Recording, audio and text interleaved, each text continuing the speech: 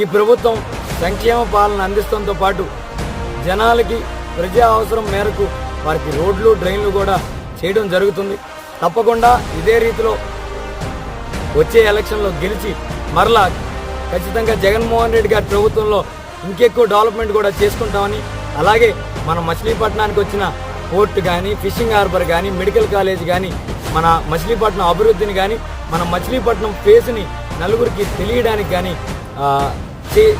చేసేందుకు మనకి జగన్మోహన్ రెడ్డి గారు ఇచ్చినందుకు తప్పకుండా బందర్ ప్రజలందరి తరఫున జగన్మోహన్ రెడ్డి గారికి ధన్యవాదాలు తెలుపుకుంటూ, ఇది చూస్తున్న దూర ప్రాంతాల్లో బందర్ వాసుడైన యంగ్స్టర్స్ అందరికీ ఒకటే చెప్తున్నా, ఏదైతే ఉద్యోగాల కోసం పొట్టబుచ్చుకుని మీరు వేరే జిల్లాలకి వేరే రాష్ట్రాలకి వెళ్ళారో ఖచ్చితంగా పోర్ట్ అయిన పిమ్మటే